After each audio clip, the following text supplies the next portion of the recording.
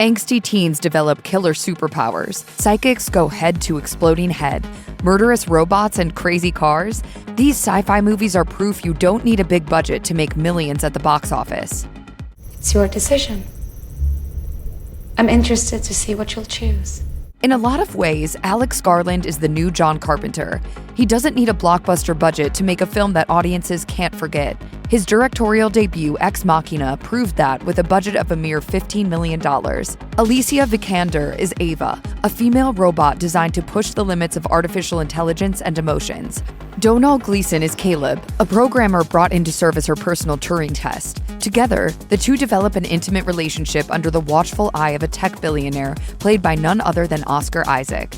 Ex Machina earned just shy of $37 million, becoming one of A24's first big success stories. It helped boost the film distribution company's presence at the 2016 Academy Awards, picking up a win for Best Visual Effects and a nomination for Alex Garland's original screenplay. Vikander and Gleeson are both excellent in their roles. As for Isaac, who puts in a creepily good show as a mega-rich misogynist, it sure seems like he's been doing pretty well for himself ever since.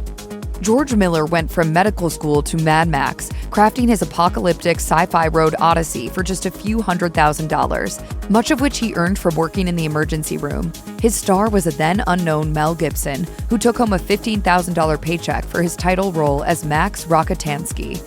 Mad Max's worldwide return ended up being just barely short of $100 million, which made it the most profitable film in history for quite some time. Decades later, we're still in love with Miller's vision of a ruined world where our humanity still matters. Besides Max, the quiet but furious Avenger, and a small cast of baddies that includes Hugh Keays-Byrne as the toe cutter, the cars, chases, and crashes of Mad Max take the spotlight. Miller filmed his high-octane sequences on streets his crew secretly closed off, without permission from officials. The sheer coolness of what he was doing led the local police to end up helping him with road safety. The results are unforgettable. Gibson became a star, and Miller still makes movies his way, or the highway. When you think of the Terminator, you probably think of Arnold Schwarzenegger in CGI-heavy spectacles and over-the-top stunts. While the franchise has been a big-budget juggernaut ever since Judgment Day, the first Terminator film was much more limited in its scope. Giving the original Terminator a rewatch is a reminder that it's a tightly paced movie that feels so much bigger than it really is. It seems impossible that a movie like this could have cost just $6.4 million to make, but it's the truth. You can't do that. Wrong. It's obvious that director James Cameron put his budget into intense scenes and terrifying stop-motion animation that brought the skeletal T-800 to life. Seen primarily in the film's final showdown, the animation was just one part of how Cameron, Schwarzenegger, and effects expert Stan Winston made this cyborg into one of the coolest villains of the last century. The Terminator made $78 million worldwide. It also made pop culture history. David Cronenberg just isn't a big-budget kind of guy. The body horror films that he's most famous for rarely cost more than $15 million, and that includes his iconic version of The Fly. The movie that put Cronenberg on the map for mainstream audiences was 1981's Scanners, a delightfully icky flick that was designed to make heads explode. Made for about $4 million Canadian, the film's worldwide earnings more than tripled that amount with a cool $14 million. That was the jolt Cronenberg's profile needed in the industry, and he was even offered a gig directing Star Wars: Return of the Jedi. With Scanners focusing on a rebellious group of psychics fighting to take down evil corporate masterminds armed with psychics of their own, it's easy to see how Cronenberg ended up on George Lucas's list. Of course, Cronenberg preferred to continue doing things his way. His next film would be the eventual cult classic Videodrome, which only ended up making around $2 million. And his newest effort, Crimes of the Future, seems destined for a similar fate. Cronenberg's films rarely take hold of the box office, but they definitely take hold of our minds. Never underestimate the power of a good car crash. 4 years before Max Rokitansky sped down Australia's apocalyptic freeways, B-movie king Roger Corman produced the delightfully campy Death Race 2000. Directed by Paul Bartel and given a budget of about $300,000, the film features a surprisingly stacked collection of 70 stars led by David Carradine and Sylvester Stallone. A glorious mess that puts realism aside in favor of Looney Tunes-style shenanigans, Death Race brought home over $5 million worldwide and parked itself in our hearts. This dystopian predecessor to the Cannonball Run is gleeful in its violence. Race car drivers with wrestler personas tear across the United States, mowing down pedestrians to add to their scores. Teenagers now rack up 40 points, and toddlers under 12 now rate a big 70 points. There's also a resistance plot based on the American Revolution going on, and what we see of the new U.S. makes it pretty clear that a rebellion is necessary. Citizens are disposable, martial law is in effect, and the gory gladiator race is the regime's idea of bread and circuses. While it certainly seems like a nightmare to live through, there's no denying that Death Race 2000 is a painfully good time. Director Richard Stanley briefly clawed his way back into prominence with the scarily good Lovecraft movie Color Out of Space in 2020.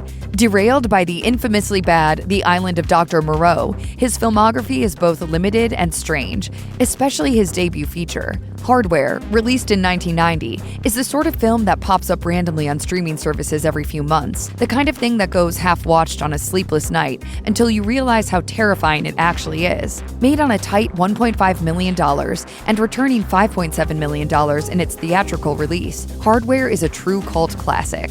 A scrapper finds a trashed robot and brings him back home to sell for parts. Unfortunately, the pile of junk is a top-of-the-line murder robot, and this dystopian future doesn't have much in the way of law enforcement. Throughout the tight 90-minute runtime of Hardware, it's obvious that most of the budget went into making the Mark 13's rampage as gory as humanly possible. Future Black Panther star Michael B. Jordan wasn't yet a big name in 2012, and neither was director Josh Trank. Together, with newcomers Dane DeHaan and Alex Russell, they made the surprise found-footage hit Chronicle on a sleek budget of $12 million. This superpowered coming-of-age film took inspiration from classics like Akira, Carrie, and The Fury, and made $126 million for its trouble. 3 high school boys discover a strange crystal underground that gives them incredible telekinetic abilities. When one of them starts using his powers for unsavory acts, though, it's up to the others to get him to stop, no matter what it takes. Oh my god, I can see your head is like exploding right now. What? This is the beginning of your downfall. Hubris. Chronicle features some hard looks at what abuse can do to a young mind. It's hard to blame DeHaan's Andrew for feeling the way he does, but that can't excuse the fury he unleashes on innocent people. A deceptively upbeat film that turns grim and thoughtful in its last act, Chronicle uses its budget for some neat effects and a perfect cast. Time travel stories can be a fun and interesting way to explore some big topics on a limited budget. By sticking within certain periods, directors and producers don't need to have nearly as many worries about authenticity and prop-heavy sets. It worked for Quantum Leap after all. The Butterfly Effect is as frugal as the classic Scott Bakula series with how it utilizes time travel, but does so with a much more depressing plot. Ashton Kutcher plays Evan, a man who realizes he can revisit his past by reading his old childhood journals. He turns his life into a game of choose-your-own-adventure by altering the unfortunate aspects of his past. But the more he changes things up, the more he damages his mental and physical health. With a $13 million budget and relatively few special effects, The Butterfly Effect returned almost $97 million at the box office. This dreary but effective thriller won a second life with its home video release, and a director's cut ending that's even darker than the original. Nature can be the perfect backdrop for a film, full of beautiful color and with enough shadow to help a smart director imply anything they want. The forests and jungles of our world are perfect for everything from thrillers to horror movies. For 2010's Monsters, director Gareth Edwards, his 2-person cast of Scoot McNairy and Whitney Abel, and a shoestring film crew roamed Central America's wilderness for 3 weeks. When the shoot wrapped, Edwards went home and worked by himself to piece together the visual effects his story needed. Monsters cost only $500,000 to make, but its worldwide box office return was 10 times that, a cool $5 million. Along with a BAFTA nomination, Gareth Edwards' reward would also include the director's chair for the MonsterVerse reboot of Godzilla. Before the King of the Monsters retook the world, however, Edwards' story of 2 people traversing the wildest quarantined zone since Tarkovsky's Stalker is proof that a great film can still be made with basic resources. Thanks to its found footage kaiju action and some truly excellent viral marketing, 2008's Cloverfield was a smash hit. Naturally, Paramount Pictures wanted more, but it wasn't clear where the franchise had left to go after the violent destruction of New York City. Eventually, it was decided that the series would take on more of an anthology style. First-time director Dan Trachtenberg was hired to direct a film based on a script called The Cellar, which had been passed around Hollywood as one of the hottest scripts of 2012.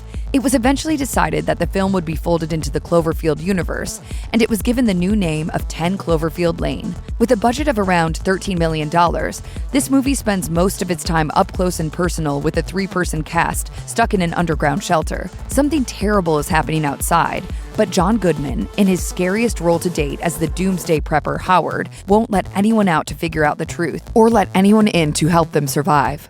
People are strange creatures.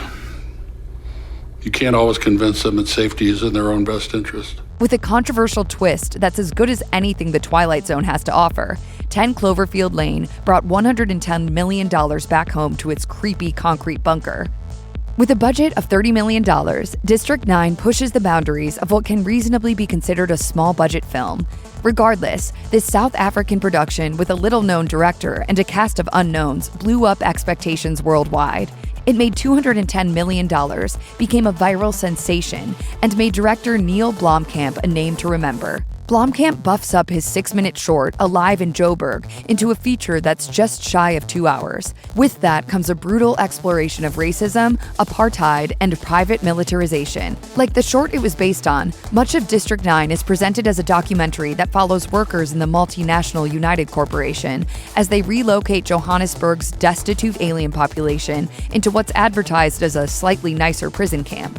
Charlton Copley, starring as the cowardly Vickis van der Merwe, is gruesomely forced to realize what it's like to be on the other side of the fence. District 9 looks fantastic for its budget, with its alien protagonists feeling more real and empathetic than the mercenaries that hunt them. While Blomkamp's future films ended up being given greater budgets, there's a certain charm to his debut feature's more limited scope. Check out one of our newest videos right here. Plus, even more SlashFilm videos about your favorite movies are coming soon. Subscribe to our YouTube channel and hit the bell so you don't miss a single one.